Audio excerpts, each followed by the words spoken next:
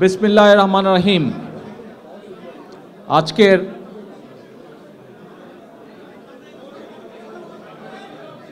এই গণতন্ত্রের হত্যা এবং কালো দিবস উপলক্ষে এটি ছিল যুক্তরাজ্য বিএনপির প্রতিবাদ সভা। আজকের এই প্রতিবাদ সভায় এখানে যারা উপস্থিত হয়েছেন এবং একটু আগে আমাদের যুক্তরাজ্য বিএনপির সেক্রেটারি সাহেব বলেছেন যে অনলাইনের মাধ্যমে বাংলাদেশের আমাদের বহু হাজার লক্ষ নেতাকর্মী আজকের আমাদের এই অনুষ্ঠানটা শুনতে পাচ্ছেন, দেখতে পাচ্ছেন। তাদেরকে সহ আপনাদের সকলকে আসসালামু আলাইকুম।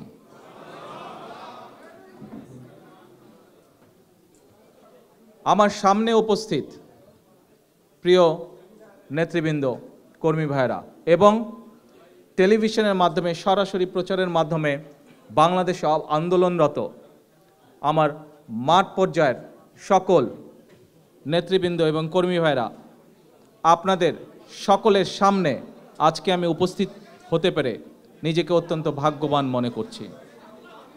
আজকে এমন একটি পরিস্থিতিতে দাঁড়িয়ে আপনাদের সামনে আমি কথা বলছি যখন সহজেই আমরা এক বাক্যে বলতে পারি, বাংলাদেশের প্রত্যেকটি মানুষ আজকে বলতে পারে যে আজকে দেশের গণতন্ত্র বলি আমরা, দেশের অর্থনীতি বলি আমরা, দেশের শিক্ষা ব্যবস্থার কথা বলি আমরা, দেশের বাক স্বাধীনতার কথা বলি আমরা, দেশের বিচার ব্যবস্থার কথা বলি আমরা, যে কোনো বিষয়ের কথাই বলি না কেন আমরা, বাংলাদেশের প্রত্যেকটি বিষয়, প্রত্যেকটি সেক্টর আজকে ধ্বংসের দ্বার প্রান্তে এসে দাঁড়িয়েছে। আমার তৃণমূল পর্যায়ের প্রিয় কর্মী ভাইরা এবং নেতৃবৃন্দ, আমি বরাবরের মতন আজও বলতে চাই, আগেও আমি বলেছিলাম, আজও বলতে চাই, এই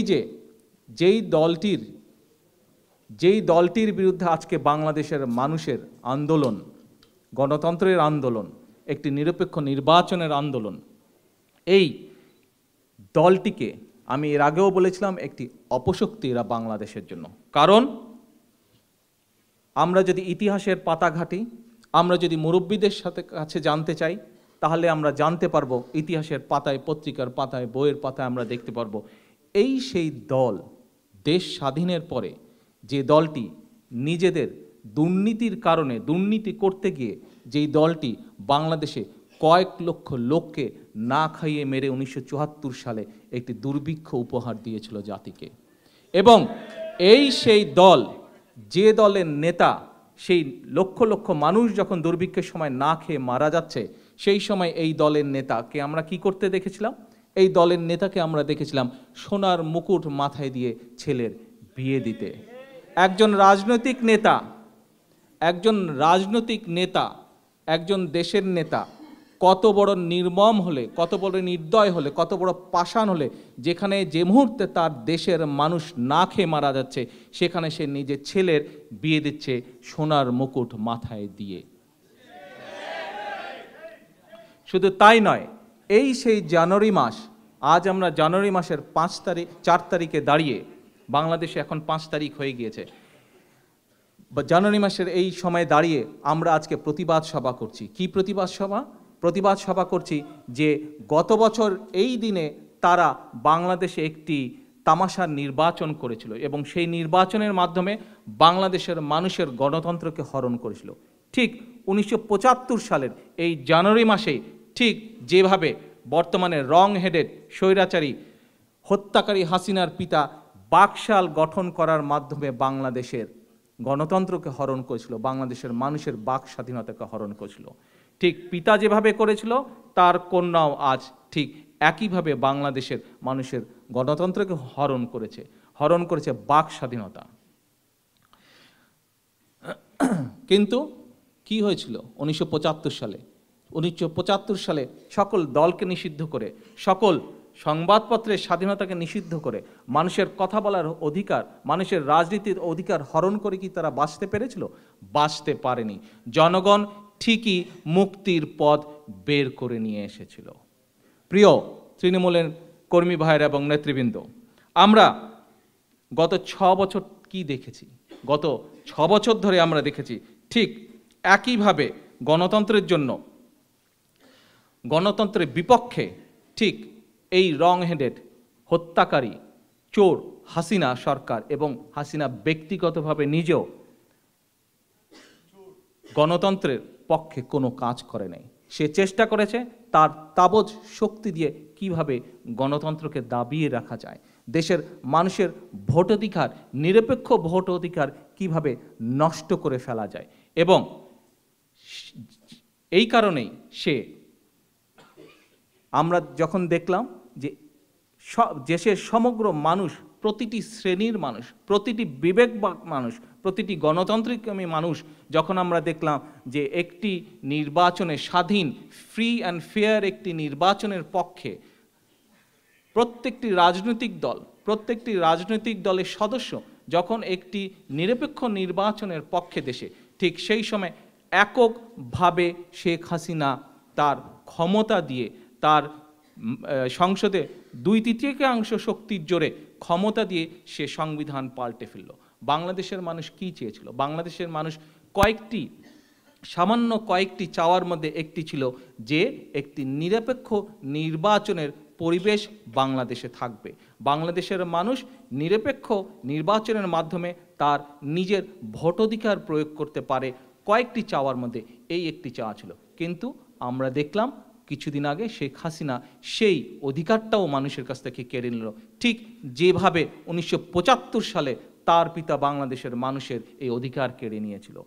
শেখ হাসিনার এই অধিকার কেড়ে নেওয়ার পিছে কারণ কি? শেখ হাসিনার এই অধিকার কেড়ে নেওয়ার পিছে কারণ হচ্ছে সে খুব ভালো করেই জানে যদি একটি নিরপেক্ষ নির্বাচন হতো, এই যে 1 বছর আগে যেই তামাশার নির্বাচন সে করলো, এই নির্বাচন যদি একটি নিরপেক্ষ সরকারের অধীনে হতো তাহলে কোনোভাবেই শেখ হাসিনা বা তার দল সে নির্বাচনে জিতত না। কেন জিতত না? কারণ তারা যেই কাজগুলো করে এসছে, এই কাজগুলো করার ফলে বাংলাদেশের মানুষই তাদেরকে ভোট দিত না, এবং ভোট দিত না বলেই সে জিততে পারত না। এবং যদি সে জিততে না পারে তাহলে কি হবে? তাহলে বাংলাদেশের মানুষ তার বিচার করবে যে ক্ষমতায় আসার সাথে সাথে যেই 57 জন অফিসারকে হত্যা করলো সেনাবাহিনী, সেই অফিসার হত্যার বিচার করা হবে। তার বিচার হবে, শেখ হাসিনার বিচার হবে যে গত 5-6 বছর ধরে যে এই আইটি সেক্টর ডেভেলপ করার নাম করে তার ছেলেকে কোটি কোটি টাকা বেতন দেওয়ার নাম করে যে দেশের জনগণের অর্থ পাচার করেছে, তার বিচার হবে। তার কুইক রেন্টাল করার নাম করে, মানুষকে বিদ্যুৎ দেওয়ার নাম করে সে যে তার দল এবং তার দলের লোকজন এবং সে নিজে যে বাংলাদেশের হাজার হাজার কোটি টাকা বিদেশে পাচার করেছে, তার বিচার হবে। তার বিচার হবে সাগর রুনির মতন 2 জন সাংবাদিককে হত্যা করার জন্য। তার বিচার হবে ইলিয়াস আলী এবং চৌধুরী আলম সহ বাংলাদেশ জাতীয়তাবাদী দলের হাজার হাজার নেতাকর্মীকে গুম এবং খুন করার জন্য। তার বিচার হবে হেফাজত ইসলামের হাজার হাজার নিরীহ মানুষকে হত্যা করার জন্য।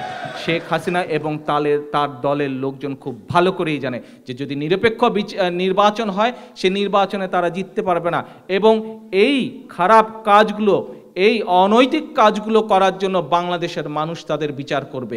এবং সেই জন্যই শেখ হাসিনার পক্ষে সম্ভব নয় একটি নিরপেক্ষ নির্বাচনের মাধ্যমে জনগণের ক্ষমতা জনগণের কাছে দিয়ে দেওয়া। সেজন্যই আজকে তার এই প্রচেষ্টা, মানুষ মেরেই হোক, যেভাবেই হোক ক্ষমতায় তাকে টিকতে হবে। আজ প্রত্যেকটা সেক্টরকে আমরা দেখি ধ্বংসের দ্বার প্রান্তে। প্রত্যেকটা সেক্টর আজকে কি পরিমাণভাবে প্রত্যেকটি সেক্টরে শেখ হাসিনা দুর্নীতির বিস্তার লাভ করিয়েছে। কিছুদিন আগে আমরা কি দেখলাম? কিছুদিন আগে দেখলাম যে আমাদের যে 1971 সালে যে মহান মুক্তিযুদ্ধ, সেই মুক্তিযুদ্ধে বিদেশি যারা ছিল, এরকম কিছু মানুষকে তারা বললে যে তারা সম্মাননা দেবে। খুব ভালো কথা, সেটা আমরাও চাই যে আমাদের মহান মুক্তিযুদ্ধে যারা বিদেশ থেকে সাহায্য করেছে তাদেরকে সম্মাননা আমরাও দিতে চাই, তাদের সম্পর্কে দুটো ভালো কথা আমরাও বলতে চাই। কিন্তু পত্রিকার পাতায় আমরা কি দেখলাম?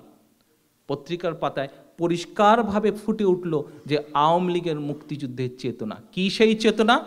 আমরা দেখলাম যে ক্রেস্টের মধ্যে যেই পরিমাণ সোনা থাকার কথা ছিল সেই পরিমাণ সোনা নেই, যে পরিমাণ রূপা থাকার কথা ছিল রূপার বদলে তামা, এইরকম আরও অনেক কিছু আমরা দেখলাম। এবং 2 দিন পরে আমরা যখন এটি জানাজানি হলো, মানুষের মাথা লজ্জায় যখন হেট হয়ে আসলো যে এটি কি ব্যাপার, তখন শেখ হাসিনার গলা থেকে আমরা কি শুনলাম? শেখ হাসিনার সাফাই আমরা শুনলাম যে স্বর্ণ কারো বলে তার মায়ের সোনা চুরি করে। চিন্তা করেন, দুর্নীতির বিচার না করে বরং চোরের পক্ষে সাফাই গাইল। পদ্মা সেতুর ঘটনা আপনারা জানেন। পদ্মা সেতুর কাজ শুরু হওয়ার আগেই তাদের ভাগ বটোয়া শুরু হয়ে গেল যে কাজ শুরু হলে বিদেশি অর্থের সংস্থান হলে কে কত পার্সেন্ট নেবে সেই ভাগাভাগি তাদের শুরু হয়ে গেল।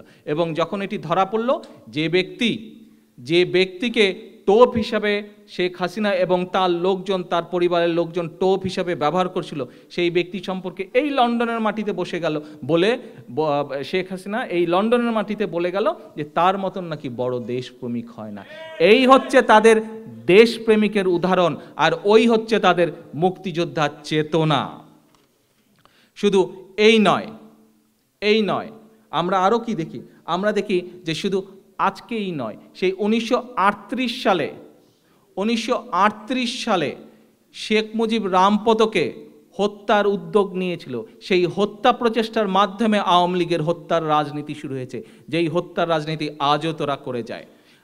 কিছুদিন আগেও আমরা দেখেছি চট্টগ্রামের মাটিতে বসে শেখ হাসিনা বলেছিল যে একটির বদলে 10টি লাশ ফেলো। আমাদের নেতা নেত্রীর কাছ থেকে আমরা কখনো এইরকম নির্দেশ পাইনি। এরকম কাজ বিএনপি করেও না, বিএনপির নেতাকর্মীরাও করে না। কারণ এটি আমাদের আদর্শ নয়। মুক্তিযুদ্ধকালীন এই যে কিছুক্ষণ আগে আপনাদেরকে আমি বলেছি যে এদের কোনো স্বাধীনতার চেতনা বলে কোনো বিশ্বাস নেই। স্বাধীনতার চেতনায় তারা কোনো বিশ্বাস করে না। তাদের যুদ্ধে কোনো অবদান ছিল না। গতদিনের বক্তব্যে আমি বলে গেছি যে এই দলটি একটি রাজাকারের দল। আমি যুক্তি দিয়ে, তর্ক দিয়ে আপনাদের সামনে, সমগ্র বাংলাদেশের মানুষের সামনে আমি উপস্থাপন করেছিলাম যে এই দল স্বাধীনতার চেতনা বলে কোনো শব্দে তারা বিশ্বাস করে না, এটি শুধু তারা মুখে বলে।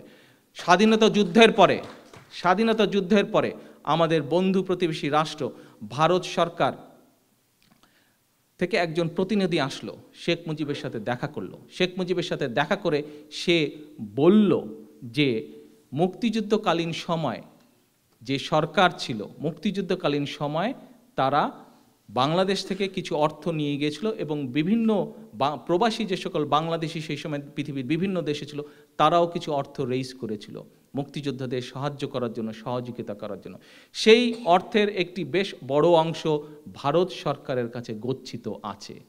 এখন বাংলাদেশ স্বাধীন হয়েছে, ভারত সরকার এই অর্থ বাংলাদেশ সরকারকে ফেরত দিতে চায়। সেই ভারত সরকারের সেই প্রতিনিধি শেখ মুজিবকে জিজ্ঞেস করলো যে এই অর্থ আপনার কি ব্যাংক ড্রাফটের মধ্যে নেবেন, নাকি আপনাদের যেহেতু নতুন স্বাধীনতাপ্রাপ্ত দেশ, আপনাদের অনেক কিছু প্রয়োজন, আমরা আপনাদেরকে সেই পরিমাণ জিনিস আপনাদের দেশে আমরা দিয়ে দিতে পারি, তাহলে আমরা সেখান থেকে অর্থ, যে পরিমাণ জিনিস দিয়েছি তার মূল্য বাবদ সেই অর্থ আমরা কেটে রাখবো, পয়সাটা আমরা ভারতীয় মুদ্রায় দিব, আমরা বিদেশি মুদ্রায় দেব না। আপনারা কি জানেন সেই সময় শেখ মুজিব কি বলেছিল? আপনাদের ধারণা আছে? আপনারা চিন্তাও করতে পারবেন না শেখ মুজিব সেই সময় কি ছিল। সেই শেখ মুজিব যে বাংলাদেশের স্বাধীনতা চায়নি। আজ আপনাদের সামনে আমি প্রয়োজন হলে আমি প্রমাণ দিয়ে বলবো যে কথাটি কতটুকু সত্য।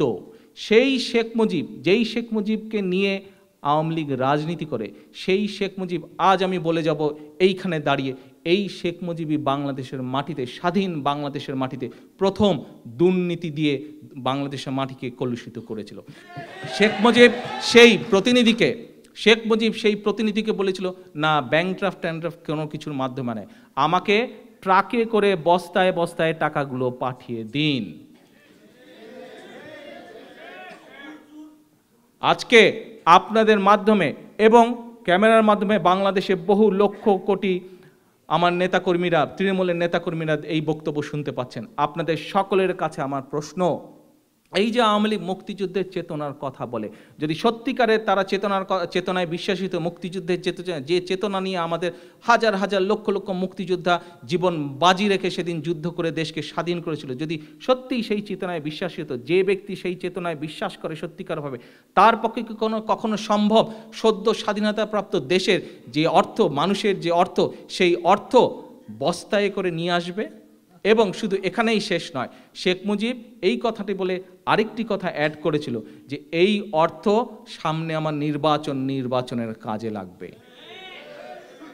যদি সত্যিকারভাবে সে দেশের নেতা হতো, তাহলে সেদিন সে বলতো, হ্যাঁ, এই অর্থ দিয়ে আমি স্কুল করব, এই অর্থ দিয়ে আমার ভেঙে যাওয়া ব্রিজ ঠিক করব, এই অর্থ দিয়ে আমি আমার অসুস্থ মানুষের জন্য হাসপাতাল তৈরি করব। এটি না বলে সে বলেছিল, বস্তায় বস্তায় টাকাগুলো পাঠিয়ে দেন, বস্তায় করে ট্রাকে করে টাকাগুলো পাঠিয়ে দেন, আমার পরবর্তী নির্বাচনের কাজে লাগবে। এই হচ্ছে আওয়ামী লীগ, এই হচ্ছে তাদের নেতা, এই হচ্ছে আওয়ামী লীগের মুক্তিযুদ্ধের চেতনা। একটি দল আপনারা দেখেছেন 1/11-এর সময়, 1/11-এর সময় বেশি দিন আগের কথা নয়, যে 96 সালে যখন আওয়ামী লীগ ক্ষমতায় ছিল, তখন শেখ হাসিনা একটি বিদ্যুৎ প্লান্টের কথা বলে নিজের অ্যাকাউন্টে চেক গ্রহণ করেছিল, ঘুষের চেক, মনে আছে আপনাদের? তাহলে দেখুন কত বড় দুর্নীতিবাজ, উভয় বাপ এবং বেটি করত বড় দুর্নীতিবাজ, প্রমাণ রয়ে গেছে তাদের দুর্নীতিবাজের। একটি দল কত নীতিহীন হলে, কত বড় দুর্নীতিবাজ হলে, কত বড় চোর হলে তাদের বোগাস অর্থমন্ত্রী জনগণের 4000 কোটি টাকা ব্যাংক থেকে লোপাট হয়ে যাচ্ছে, ব্যাংক থেকে গায়েব হয়ে যাচ্ছে, ব্যাংক থেকে চুরি হয়ে যাচ্ছে, অথচ সেই বোগাস মন্ত্রী বলে বসে পাবলিকলি, লোকজন মানুষের সামনে বলে বসে যে কি বলে বসেছিল, এই টাকা কোনো টাকা নয়, 4000 কোটি টাকা নয়। একটি সরকার কতটা মানুষের বিপরীতমুখী হলে, অর্থাৎ মানুষের প্রতি মিনিমাম দরদ নাই এই সরকারের, তার আরেকটি সবচেয়ে বড় প্রমাণ হচ্ছে, আপনারা পত্রপত্রিকার পাতায় দেখেছেন, টেলিভিশনের পর্দায় আমরা দেখেছি যে কিছুদিন আগে যে শেয়ার স্ক্যাম হলো, এই শেয়ার স্ক্যাম হাসিনার সময় একবার নয়, পরপর 2বার হয়েছিল। এই যে শেয়ার স্ক্যান্ডাল হলো, শেয়ার মার্কেট, 33 লক্ষ মানুষ, ছোট ছোট মানুষ, গরিব মানুষ, সাধারণ মানুষ, মা বোনেরা, কত স্টুডেন্ট, কত বেকার ছেলেরা অল্প অল্প তিলে তিলে পয়সা জমে সেই পয়সা তারা শেয়ার মার্কেটে ইনভেস্ট করেছিল, রাতারাতি শেয়ার মার্কেটকে ধ্বংস করে দিল। তাদের বোগাস অর্থমন্ত্রী কি বলল, যে শেয়ার মার্কেটে অনেক রাঘব বল, অনেক বড় বড় মানুষরা জড়িত আছে, এদের নাম বলা যাবে না। আরে ভাই, এটা কি বুঝতে বাকি থাকে আপনাদের আমলে কারা সেই রাঘব বল? 33 লক্ষ মানুষের দিকে তাকালো না, অথচ তারা সেই চোরদেরকে নিয়ে বহাল তবিয়তে এখনো বড় বড় কথা বলে যাচ্ছে। আজকে আমার সামনে অনেক সাংবাদিক ভাই এখানে বসে আছেন। সাংবাদিক ভাইরা, আপনাদের কাছে আমার প্রশ্ন, বিশেষ করে সেই সকল সাংবাদিক ভাইদের কাছে আমার প্রশ্ন, আজকে যারা আপনারা আওয়ামী লীগের রাজনীতির সাথে জড়িত বা তাদের পক্ষ অবলম্বন করেন, আপনাদের কাছে আমার একটি জিজ্ঞাসা, আপনাদের বিবেকের কাছে আমার একটি জিজ্ঞাসা। কি সেই জিজ্ঞাসাটি হলো, এই যে আপনারা যারা আওয়ামী লীগের পক্ষ অবলম্বন করেন, বিভিন্ন সময় তাদের পক্ষে বিভিন্ন পত্রপত্রিকায় লেখালেখি করেন, তাদের পক্ষে কথা বলেন, আপনারা কি আপনাদের দুজন সহকর্মী সাগর এবং রুনি, এই যে দুইজন সহকর্মীর যে হত্যাকাণ্ড ঘটল, এই হত্যাকাণ্ড ঘটার পরে এর কি পূর্ণ তদন্ত আপনারা দাবি করতে পেরেছেন? এর কি পূর্ণ তদন্ত দাবি করার মতন বক্তব্য আপনারা পেশ করতে পেরেছেন সরকারের কাছে? করতে পারেন নাই। এই যে আপনারা আজকে যে মহান, আমি যদি আজকে বলি, এই যে মহান পেশায় আপনারা যেই ব্রত নিয়ে এসেছেন, আপনারা কি সেই ব্রত, আপনাদের সেই মহান পেশা, মহান দায়িত্ব, কর্তব্য কি আপনারা পালন করতে সক্ষম হচ্ছেন? আজকে চিন্তা করেন, আপনারা এমন একটি দলের পিছনে রাজনীতি করছেন, এমন একটি দলের নীতি বা আদর্শকে, তথাকথিত নীতি বা আদর্শকে সমর্থন করছেন, আপনারা একটা অন্যায়ের বিচার পর্যন্ত চাইতে পারেন না, একটা অন্যায় কাজের জবাবদিহিতা পর্যন্ত চাইতে পারেন না।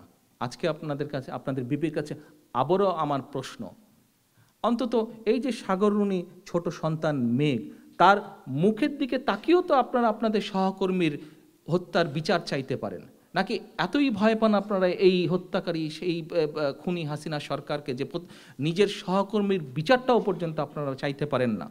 আপনাদের কাছে আমার অনুরোধ, নিরপেক্ষ নিউজ হয়তো আপনারা দিতে পারবেন না অনেকেই, পরিস্থিতি আমি বুঝতে পারছি, কিন্তু অন্তত বাস্তব যেই নিউজটি বাস্তব বস্তুনিষ্ঠ, অন্তত সেই নিউজটি দিয়ে অন্তত জাতির এতটুকু আপনারা উপকার করুন। এই উপকারটুকু আমাদের জন্য করার দরকার নাই, বিএনপির জন্য আপনাদের করার দরকার নাই। এটি আমি সকল সাংবাদিক ভাইদের জন্য বলছি না, শুধুমাত্র সেই সাংবাদিক ভাইদের জন্য বলছি যারা এখনও শেখ হাসিনা বা আওয়ামী লীগের পিছনে স্লোগান দেন। তাদের কাছে বলছি, আমাদের জন্য বস্তুনিষ্ঠ সংবাদ প্রচার করার দরকার নেই। ওই যে ছোট্ট শিশু মেঘ, আপনার সহকর্মীর সন্তান, তার মুখের দিকে তাকিয়ে অন্তত এই কাজটা আপনারা করতে পারেন। অন্তত তার বাবা মার কথা মনে করে অন্তত এই কাজটি করতে পারেন। এতটুকু অনুরোধ মানুষ হিসাবে আপনাদের কাছে আমি অনুরোধ জানাবো। আজকে আমরা বাংলাদেশের বিচার ব্যবস্থার দিকে তাকালে কি দেখি? আমরা বাংলাদেশের বিচার ব্যবস্থার দিকে তাকালে আজকে সাধারণ মানুষ লজ্জা পায়। লজ্জা পায় এই কারণে যে আমরা দেখি যে একটি দেশের প্রধান বিচারপতি সে একজন রাজনৈতিক নেতার কবর জিয়ারত করে এবং কবর জিয়ারত করার পরে লিখিতভাবে সেখানে মন্তব্য করে আসে যে সেই রাজনৈতিক নেতার আদর্শ উদ্দেশ্য সে উচ্চ আদালতে বাস্তবায়ন করবে। এখন আপনাদের সকলের কাছে আমার প্রশ্ন, যেই প্রধান বিচারপতি একটি রাজনৈতিক নেতার কবর জিয়ারত করে রাজনৈতিক বক্তব্য লিখে আসতে পারে, রাজনৈতিক আশা আকাঙ্ক্ষা, সেই রাজনৈতিক নেতার আশা আকাঙ্ক্ষা বাস্তবায়নের কমিটমেন্ট দিয়ে আসতে পারে, তাহলে কি সেই বিচারকের অধীনস্থ যত বিচারপতি আছে, বিচারক আছে, তাদের কাছ থেকে কি বাংলাদেশের মানুষের পক্ষে ন্যায় বিচার আশা করা সম্ভব? সম্ভব নয়। এই সব বিচারপতিরা নিজেদের বিবেককে সামনে রেখে কতটুকু নিরপেক্ষ বিচার বাংলাদেশের মানুষকে দিতে পারবে, সেটি আজকে প্রশ্ন সাপেক্ষ বিষয়। এটি আজকে প্রশ্ন সাপেক্ষ বিষয় যে তারা নিজেদেরকে রাজনীতি থেকে দূরে রেখে তাদের বিবেককে ব্যবহার করে কোনটি ন্যায় এবং কোনটি অন্যায়, ন্যায়ের পক্ষে অন্যায়ের পক্ষে কতটুকু দাঁড়িয়ে থাকতে পারবে, এটি আজকে একটি বিরাট প্রশ্নের ব্যাপার। আসুন এরপরে আমরা দেখি কিভাবে হাসিনা আজকে যেই বাংলাদেশের কিছু কিছু ইনস্টিটিউশন আছে, যে ইনস্টিটিউশনগুলিকে নিয়ে দেশ স্বাধীনের পর থেকে বাংলাদেশের মানুষ গৌরব করত, বাংলাদেশের মানুষ অহংকার করত, এইরকম একটি ইনস্টিটিউশন। কি সেই ইনস্টিটিউশন? বাংলাদেশ সেনাবাহিনী। আমরা কি দেখলাম 2008 সালে ফেব্রুয়ারি মাসে? আমরা দেখলাম যে শেখ হাসিনার সময় বাংলাদেশ সেনাবাহিনীর 75 জন অফিসার, বিডিআর এর তথাকথিত মুখোশ পরা কিছু মানুষ নাম দিল বিডিআর বিদ্রোহ, কিন্তু ভিতরে কি দেখলাম? ভিতরে দেখলাম যে ভিতর থেকে যখন বিভিন্ন রকমভাবে খবর আসলো, দেখলাম যে সব কিছুতে আওয়ামী লীগের লোক জড়িত এবং 75 জন অফিসারকে হত্যা করে ফেলা হলো। ঠিক শুধু তাই করা হলো না, হত্যা করার পরবর্তীতে আমরা কি দেখলাম? যে সকল অফিসার যখন সেনাবাহিনী থেকে এই ঘটনার সুষ্ঠু তদন্ত দাবি করা হলো, সুষ্ঠু তদন্ত চাওয়া হলো, যে সকল অফিসার এই কথাগুলো বলল, যেই সকল অফিসার সত্যিকারের ঘটনা তুলে ধরতে চাইল, পরবর্তীতে আমরা দেখলাম সেই সকল অফিসারদেরকে চাকরিচ্যুত করা হলো। পরবর্তীতে আমরা দেখলাম সেই সকল অফিসারদের অনেককে পাওয়াই গেল না। ঠিক যেভাবে শেখ মুজিব রক্ষী বাহিনী তৈরি করে সেনাবাহিনীকে ধ্বংস করতে চেয়েছিল, আজকে শেখ হাসিনার সময় আমাদের অফিসারদেরকে, আমাদের জওয়ানদেরকে, সেনাবাহিনীর জওয়ানদেরকে হত্যা করার মাধ্যমে, চাকরিচ্যুত করার মাধ্যমে আমাদের সেই গৌরবের, সেই অহংকারের সেনাবাহিনীকে ধ্বংস করে নিয়ে যাচ্ছে আস্তে আস্তে। আজকে শুধু সেনাবাহিনী নয়, আজকে পুলিশ বাহিনীর দিকে যদি আমরা তাকাই, পুলিশ বাহিনীর দিকে তাকালে আমরা কি দেখতে পাই? পুলিশ বাহিনীর দিকে তাকালে আমরা দেখতে পাই যে একটি বিশেষ জেলার বা দু একটি বিশেষ জেলার মানুষকে দিয়ে পুলিশ বাহিনী চালানো হচ্ছে। যারা পুলিশের নিরপেক্ষ, যারা সত্যিকার পুলিশের ভালো চায়, যে সকল পুলিশ বাহিনীর সদস্য সত্যিকারভাবে দেশের মানুষকে, দেশকে ভালোবাসে, দেশের জন্য, দেশের মানুষের জন্য কাজ করতে চায়, তাদেরকে সরিয়ে দেওয়া হচ্ছে দূরে এবং কিছু সংখ্যক একটি বিশেষ এলাকার, একটি বিশেষ এলাকার মানুষকে দিয়ে চালানো হচ্ছে আমার নেতাকর্মী, সাধারণ মানুষদের উপরে অত্যাচার নির্যাতনের স্টিম রোলার। আজকে পুলিশ বাহিনীর সকল স্তরের, সকল পর্যায়ের কর্মকর্তা কর্মচারী যারা আছেন সকলের কাছে আমার একটি আহ্বান থাকবে। কি সেই আহ্বান? আহ্বানটি হচ্ছে, আজকে হয়তো সরকার নিজের গদি রক্ষা করার জন্য আপনাকে সুযোগ সুবিধা দিয়ে, বাড়তি সুযোগ সুবিধা দিয়ে সরকার নিজের গদি রক্ষা করছে, কিন্তু আপনি পুলিশে আছেন, আপনি সুযোগ সুবিধা পাচ্ছেন। আপনার পাশে তাকিয়ে দেখুন তো, আপনারই পরিচিত একজন, আপনারই হয়তো পরিবারের আরেকজন যে আজ বেকার, যে আজ তার ন্যায্য আওয়ামী লীগের অপশাসনের জন্য যে আজ তার ন্যায্য অধিকার থেকে বঞ্চিত, যে আজ আওয়ামী লীগের চাঁদাবাজি, আওয়ামী লীগের দুর্নীতির কারণে দ্রব্যমূল্যের কষাঘাতে যে আজ অস্থির, সেও তো আপনার পরিচিত, সেও তো আপনার পরিবারের একজন, সেও তো আপনার এলাকারই একজন। এই মানুষগুলো তো কষ্ট পাচ্ছে। আজ কি আপনাদের দায়িত্ব হয় না? পুলিশের কি এটা দায়িত্বের মধ্যে আসে না যে তাদের ভালো মন্দ আপনাদেরও দেখা? এই যে দুর্নীতি, একজন দুর্নীতিপরায়ণ, একজন খুনি, গণতন্ত্রের হত্যাকারী শেখ হাসিনাকে রক্ষা করার জন্য আপনারা আর কত নিরীহ মানুষের বুকে গুলি চালাবেন? এইখান থেকে আপনাদেরকে সরে আসার জন্য আকুল আহ্বান জানাচ্ছি আমি পুলিশ বাহিনীর সদস্যদেরকে। শুধু পুলিশ বাহিনীর সদস্যদেরকে নয়, একই সাথে প্রশাসনের নিরপেক্ষ সকল স্তরের কর্মকর্তা এবং কর্মচারীদেরকে আমি আহ্বান জানাচ্ছি যে দেশের অবস্থা আপনারা ভালো করে জানেন।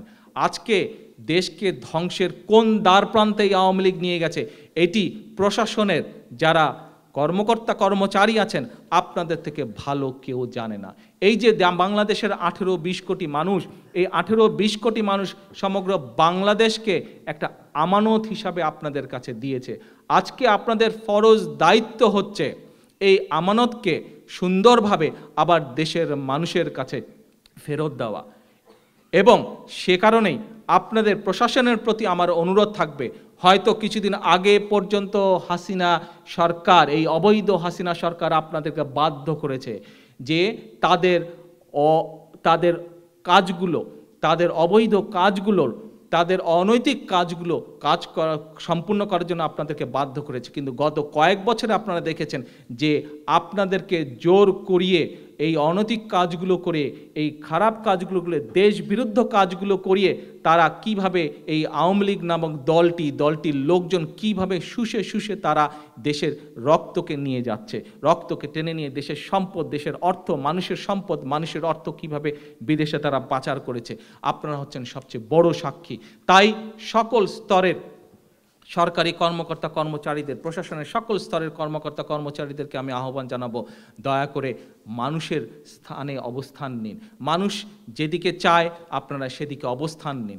আপনাদের সময় এসেছে অবস্থান পরিবর্তনের, মানুষের কাতারে এসে দাঁড়ান।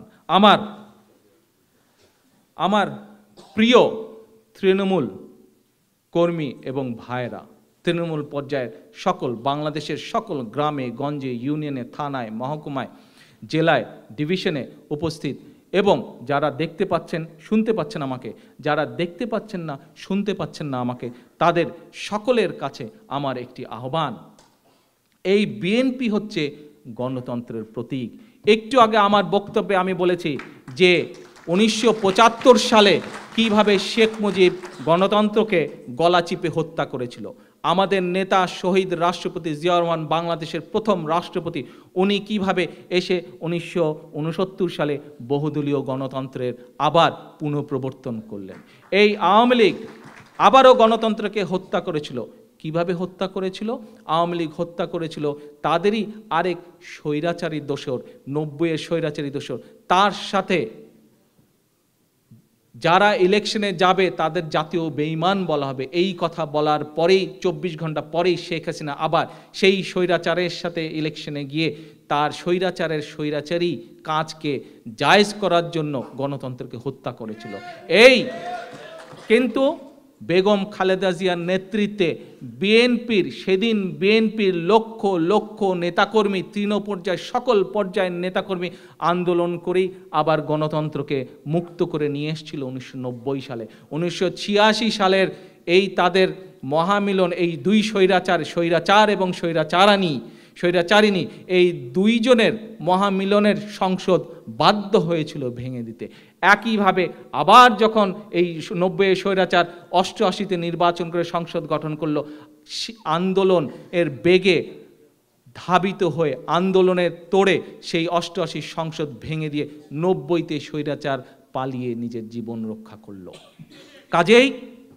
কাজেই আমি এই জন্যই বলছি যে বিএনপি হচ্ছে গণতন্ত্রের প্রতীক, আমাদের নেত্রী দেশনেত্রী বেগম খালেদা জিয়া হচ্ছেন গণতন্ত্রের প্রতীক। আজকে আমার সকল পর্যায়ের বিশেষ করে বাংলাদেশে ছড়িয়ে ছিটিয়ে থাকা লক্ষ লক্ষ তৃণমূল পর্যায়ের নেতাকর্মীদের কাছে আমার প্রশ্ন, আজ আমাদের নেত্রীকে এই হাসিনা সরকার, এই অবৈধ স্বৈরাচারী সরকার আমাদের দলীয় কার্যালয়ের মধ্যে অন্তরীণ করে রাখার চেষ্টা করছে। আমি যদি তোমাদেরকে প্রশ্ন করি, তোমাদের মাকে যদি কেউ তোমাদের কাছে আসতে না দেয়, তাহলে সন্তান হিসাবে তোমাদের কি করা দরকার? সন্তান হিসাবে তোমাদের কি করা উচিত? মাকে মুক্ত করা, একইভাবে দেশকে মুক্ত করা। আজকে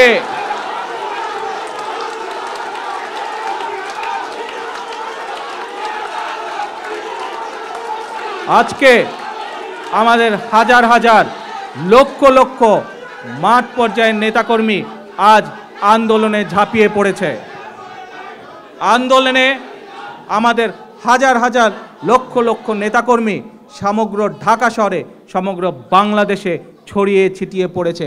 তারা আন্দোলনকে বেগবান করে তুলেছে। আজকে একটি জিনিস আমাদের সকলকে মনের মধ্যে, মাথার মধ্যে নিতে হবে। একজন মানুষ যখন রাস্তায় নামে, তার একটি গন্তব্যস্থল থাকে, সে সেই গন্তব্যস্থলে রাস্তা দিয়ে সেই গন্তব্যস্থলের দিকে এগিয়ে যেতে থাকে। আজ আমাদের নেতাকর্মীরা রাস্তায়, রাজপথে গন্তব্যস্থল একটি, সেটি হচ্ছে দেশকে মুক্ত করা, দেশে গণতন্ত্র ফিরিয়ে আনা।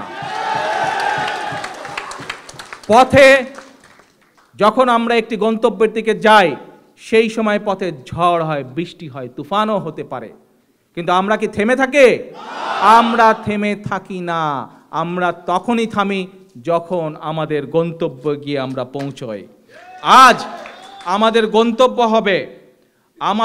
গন্তব্য হবে আজ দেশের গণতন্ত্র ফিরিয়ে আনা, দেশের গণতন্ত্রকে ফিরিয়ে আনা। আমাদের গন্তব্য হবে এই অবৈধ, এই খুনি সরকার, এই চোরের সরকারের হাত থেকে আজকে দেশকে রক্ষা করা। কর্মী ভাইরা, আমার তৃণমূলের ভাইরা, আমার তৃণমূলের নেতৃবৃন্দ, আপনাদের সকলের কাছে আমার আহ্বান থাকবে, আন্দোলনকে, যে আন্দোলন শুরু হয়েছে ঢাকা শহরে, যে আন্দোলন শুরু হয়েছে সমগ্র বাংলাদেশে, এর নেতৃত্ব দিতে হবে আপনাদেরকে। এই আন্দোলনকে আপনাদের চালিয়ে নিতে হবে, শুধু চালালে চলবে না। এই আন্দোলনকে গতিশীল করতে হবে, এই আন্দোলনকে লক্ষ্যস্থলে পৌঁছতে হবে। আন্দোলন বিগত দিনে আমরা যে কোনো কারণেই হোক, আন্দোলনে কি দেখেছি? আন্দোলনে যখন সফল হয়েছি, আমাদের নেতাকর্মীদেরকে আমরা রক্ষা করতে পেরেছি। আন্দোলন যখন সফল হয়েছে, আমরা দেশকে রক্ষা করতে পেরেছি।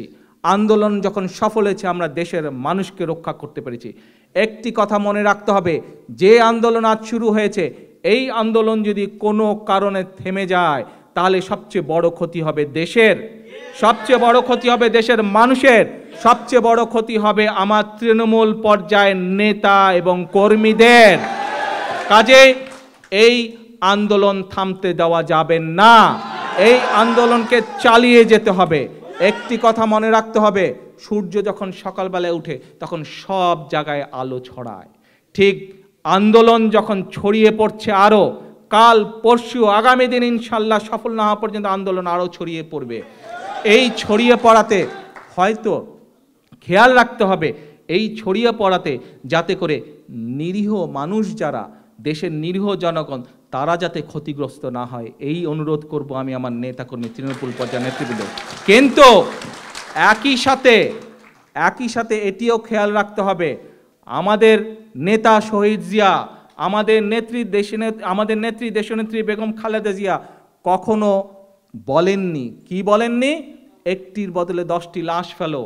আমাদের নেতা কখনো বলেননি যে কিছু একটা গাড়িতে রাখো, বরং আমরা সবসময় দেশ গঠনের কথা বলেছি। সেই জন্যই এইটি আমাদের শিক্ষা নয়, কিন্তু এটি আমাদের শিক্ষা নয় ঠিক, কিন্তু কিছুদিন আগে আপনারা দেখেছেন যে এই অবৈধ, এই গণতন্ত্রের হত্যাকারী, এই চোর সরকারের একটা অবৈধ মন্ত্রী কি বলেছিল, যে আন্দোলন যারা করবে ঘরে ঢুকে ঢুকে তাদেরকে ধরা হবে, বলেছিল না? আজ আমি আমার নেতাকর্মীদেরকে বলতে চাই, আমার তৃণমূল পর্যায়ের নেতাকর্মীদের বলতে চাই যে ঘরে ঢুকে আমরা হত্যা করব না, কিন্তু আপনাদেরকে এনশিওর করতে হবে, আপনাদেরকে নিশ্চিত করতে হবে যে ওই সব নেতারা এবং ওই দলের নেতাকর্মীরা যাতে ঘর থেকে আর বের হতে না পারে, কারণ বের হতে পারবে না। এবং নিশ্চিত করতে হবে যে যেদিন ইনশাল্লাহ আন্দোলন সফল হবে, জনগণের সরকার প্রতিষ্ঠিত হবে, সেদিন দেশের আইন অনুযায়ী যারা গত 6 বছর দেশের মানুষের সম্পদ হরণ করেছে, দেশের মানুষের সম্পদ পাচার করেছে, তাদের যাতে বিচার করা হয়। এই বিচারের জন্য একটা জিনিস আপনারা খেয়াল করে দেখেন, আমার তৃণমূল পর্যায়ের নেতাকর্মীরা, মাঠ পর্যায়ে রাজপথের আমার কর্মী ভাইরা, একটা জিনিস তোমরা খেয়াল করে দেখো, একটি গুরুত্বপূর্ণ জিনিস দেখবে, আওয়ামী লীগের লোকজন যেখানেই মিছিল করে, আমাদের নেতাকর্মীদের মিছিল মিটিংয়ে যখন তারা আক্রমণ করে, তাদের সাথে কি থাকে? তাদের সাথে তাদের ওই পেটোয়া বাহিনী, কিছু পুলিশের লোক থাকে, বিশেষ কিছু জেলার পুলিশের লোক থাকে, র্যাবের লোক থাকে। এইটি ছাড়া তাদের কোনো মুরদ নাই, এইটি ছাড়া তারা কিচ্ছু করতে পারে না। তোমাদেরকে মনে রাখতে হবে, আমার তৃণমূলের নেতারা, আপনাদের মনে রাখতে হবে, তৃণমূলের ভাইয়েরা, কর্মীরা, রাজপথের আন্দোলনের কর্মী ভাইয়েরা, তোমাদের মনে রাখতে হবে, এই পুলিশ র্যাব ছাড়া এরা কিচ্ছু করতে পারে না। পুলিশ র্যাব ছাড়া তাদের কোনো শক্তিও নাই, তাদের কিচ্ছু করার কোনো ক্ষমতা নাই। বাংলাদেশের গণতন্ত্রকামী 18 কোটি মানুষ তোমাদের সাথে আছে। আজকে আমি ঢাকা শহর সহ প্রত্যেক জেলা, থানা, গ্রামের আমার তৃণমূলের নেতাকর্মী এবং রাজপথের নেতাকর্মীদেরকে বলবো যে কিছুদিন আগে আন্দোলনের, গত বছর আন্দোলনের ওই তথাকথিত নির্বাচনের আগে যেভাবে বাংলাদেশকে সমগ্র ঢাকা থেকে বিচ্ছিন্ন করে দিয়েছিলেন, আজ ঢাকার রাজপথের নেতাকর্মীদের কাজ হবে আগামীকাল থেকে চেষ্টা করা যাতে ঢাকা শহরের একটি জায়গা থেকে আরেকটি জায়গা বিচ্ছিন্ন হয়ে যায়, যাতে করে সেই বিশেষ জেলার পুলিশ র্যাব এবং পুলিশ র্যাবের সাহসী হয়ে ওই তথাকথিত আওয়ামী লীগের লোকজন যাতে কোনোভাবেই গণতন্ত্রকামী মানুষের উপরে নির্যাতন চালাতে না পারে, যাতে করে তাদের উপরে কোনোভাবে গুলিবর্ষণ করতে না পারে, ঢাকার একটি এলাকা থেকে আরেকটি এলাকায় বিচ্ছিন্ন করার জন্য কি কি প্রয়োজন, কি কি করা প্রয়োজন, এটি আমার দলের নেতাকর্মীরা জানে। এখানে বিভ্রান্ত হবার কোনো অবকাশ নাই। লক্ষ্য একটি, গন্তব্য একটি, কারো কথায় বিভ্রান্ত হবেন না, কোনোভাবে আপনারা বিভ্রান্ত হবেন না। আমার তৃণমূল পর্যায়ের নেতাকর্মীরা, লক্ষ্য একটি, গন্তব্যস্থল একটি। যেদিন হাসিনা বিদায় হবে সেদিন আমার নেতাকর্মীরা ইনশাল্লাহ ঘরে ফিরবে। হাসিনা ক্ষমতা থেকে যাবে, নেতাকর্মীরা ঘরে ফিরবে।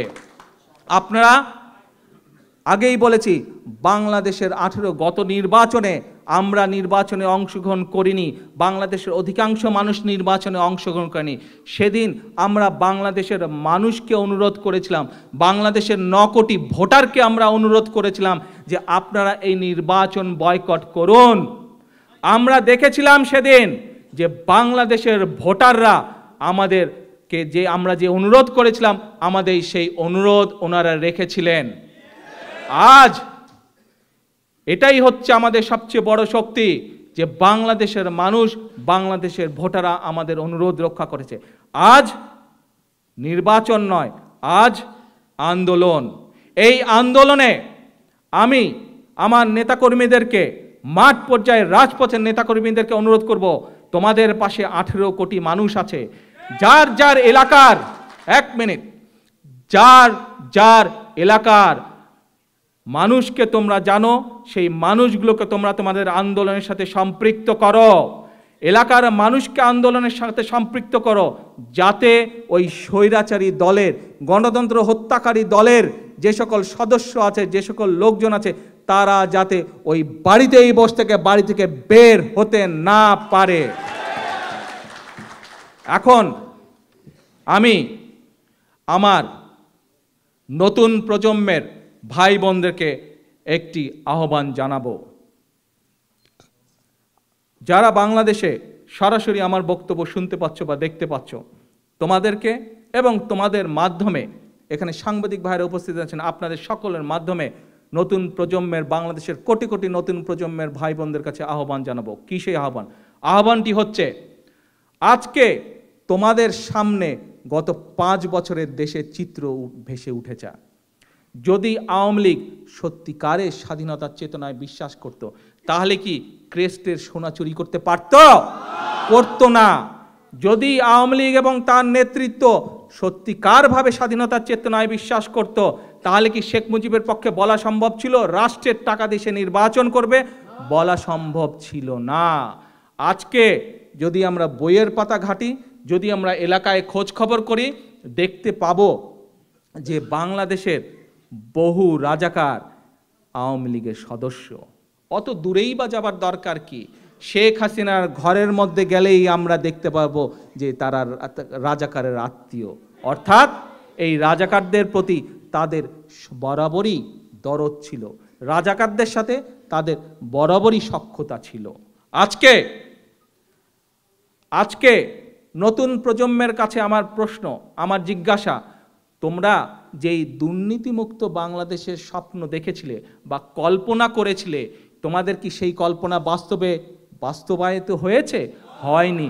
যদি হতো, তাহলে পদ্মা সেতুর দায় সারা বিশ্ব যাকে আঙ্গুল দিয়ে দেখাচ্ছে, তাকে বলতে হতো না যে তার একজন লোক দেশপ্রেমিক। অথবা সারা বাংলাদেশের মানুষ দেখেছে দুর্নীতিমুক্ত বাংলাদেশ করার নাম করে কিভাবে শেখ হাসিনা বা এই তথাকথিত কাগজে বাঘ দুদুক কালো বিড়ালকে সাদায় রূপান্তরিত করেছে।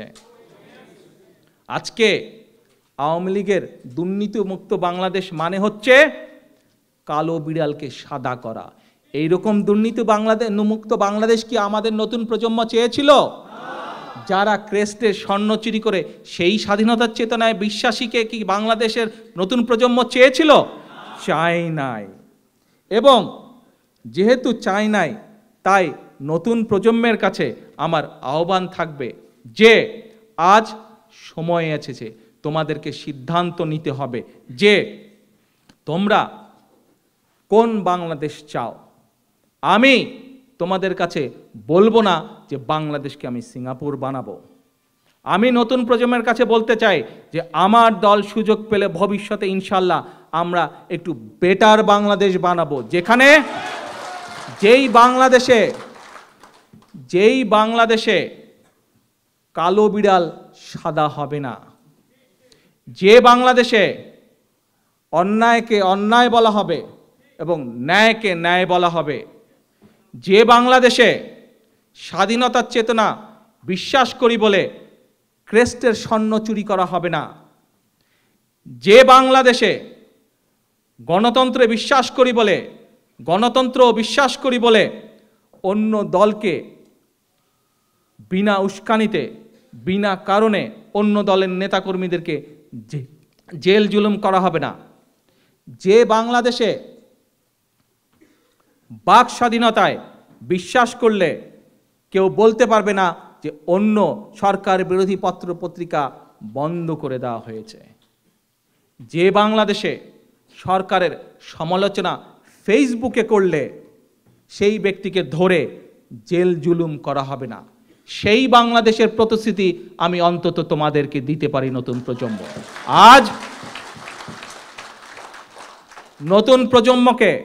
নতুন প্রজন্মের ভাই বোনদেরকে শুধু ফেসবুকে বসে থাকলে চলবে না, শুধু ঘরে বসে থাকলে চলবে না। আজকে রাজপথে আমার তৃণমূল পর্যায়ের নেতাকর্মীদের সাথে নেমে আসতে হবে, কারণ এই বাংলাদেশ তোমাদের, এই বাংলাদেশের ভবিষ্যৎ তোমরা, তোমাদেরকে তোমাদের দেশ গড়তে হবে। তোমরা আর কত ঠকতে চাও? আজ দেখো নতুন প্রজন্মের ভাই বোনেরা, তোমরা দেখো শিক্ষার নামে আজ শিক্ষা অঙ্গনে কি হচ্ছে। শিক্ষা অঙ্গনগুলো আজ তথাকথিত ছাত্রলীগ নামধারী লোকজনের লুটের এবং ব্যবসার জায়গা হয়েছে। আজ আমরা শিক্ষা অঙ্গন নিয়ে রীতিমতন কষ্ট লাগে আমাদের। কেন? আজকে সেদিন পত্রিকায় দেখেছি এক মা আন্দোলন করছে। কিসের জন্য আন্দোলন করছে? যে তার মেয়ে জিপিএ 5 পেয়েছে, কিন্তু সে জানে তার মেয়ে জিপিএ 5 পাওয়ার যোগ্য নয়, এবং সেই জন্যই সে বলছে যে এই পরীক্ষা সঠিক হয়নি। আজ আমরা কি দেখি? হাজার হাজার লক্ষ লক্ষ ছেলেমেয়েরা জিপিএ 5 পাচ্ছে, ভালো রেজাল্ট করছে ম্যাট্রিক, কিন্তু তারপর ইউনিভার্সিটিতে ভর্তি হতে পারছে না। ইংরেজি ডিপার্টমেন্টে মাত্র 2 জন ভর্তি হয়েছে। এই হচ্ছে আওয়ামী লীগের মুক্তিযুদ্ধের চেতনা, এই হচ্ছে আওয়ামী লীগের দেশের প্রজন্মের শিক্ষা নিয়ে চেতনা। কারণ নতুন প্রজন্মের ভাই বোনেরা, তোমরা খেয়াল করে দেখো, এই যে শেখ হাসিনা বা তার পরিবার, এই পরিবারের কোনো সন্তান দেশে লেখাপড়া করে না, সবাইকে তারা বিদেশে পাঠায়। কাজে তোমরা কি লেখাপড়া শিখলে বা শিখলে না, তাদের কিচ্ছু যায় আসে না, কারণ দেশের প্রতি তাদের দরদ নেই। সেই জন্য আজকে আমি নতুন প্রজন্মের ভাই বোনদেরকে অনুরোধ জানাবো, আহ্বান জানাবো, আন্দোলন আমাদের একার নয়, আন্দোলন আজ কোনো একটি দেশের নয়, আন্দোলন আজ কোনো একটি বিশেষ দলের নয়, আন্দোলন হচ্ছে সমগ্র দেশের মানুষের, আন্দোলন হচ্ছে গণতন্ত্রকামী সকল রাজনৈতিক দলের আন্দোলন একটি। আমরা কি চাই? আমরা চাই একটি নিরপেক্ষ নির্বাচন। আমরা চাই এই দেশে বাংলাদেশের ন্যায়কে ন্যায় বলা হবে, অন্যায়কে অন্যায় বলা হবে। কালো বিড়াল কালোই থাকবে, সাদা বিড়াল সাদাই থাকবে, কালো সাদা হবে না। কাজেই আসুন, শেষ কথা একটি, কি সেই শেষ কথা? এই বিএনপির আগেও বলেছি, আবারও বলছি, এই বাংলাদেশ জাতীয়তাবাদী দলের তৃণমূল পর্যায় থেকে আরম্ভ করে সকল স্তরের নেতাকর্মীরা মিলেই 90-এর স্বৈরাচার থেকে দেশকে রক্ষা করেছিল। 90-তে স্বৈরাচারীর বিরুদ্ধে আন্দোলন করে দেশে গণতন্ত্র প্রতিষ্ঠিত করেছিল। আপনারা যদি একবার পারেন, তাহলে কেন আবার পারবেন না? আবার করতে হবে। এবং কথা একটি, শেষ কথা হচ্ছে যে আন্দোলন শুরু হয়েছে, বিভ্রান্ত হবার কোনো অবকাশ নাই। যখন আমার রাজপথের নেতাকর্মীরা খবর পাবেন যে হাসিনা পদত্যাগ করেছে, নির্দলীয় নিরপেক্ষ সরকারের অধীনে নির্বাচন হবে, দেশে একটি নিরপেক্ষ একটি স্বাধীন নির্বাচন হবে, শুধুমাত্র তখনই আন্দোলন বন্ধ হবে। চেষ্টা করবেন সকলকে সাথে নিয়ে, যতক্ষণ পর্যন্ত আন্দোলন সফল না হয় চেষ্টা করবেন, রাজপথে থাকবেন। রাজপথ ছাড়া যাবে না, রাজপথ ছাড়া যাবে না। পরিশেষে আবারও দেশ বাঁচাও, মানুষ বাঁচাও আন্দোলন সফল করার আহ্বান দিয়ে আজকে আমার বক্তব্য শেষ করছি। ইনশাআল্লাহ আন্দোলন সফল করে আবার আপনাদের সাথে দেখা হবে। আল্লাহ হাফেজ। বাংলাদেশ জিন্দাবাদ।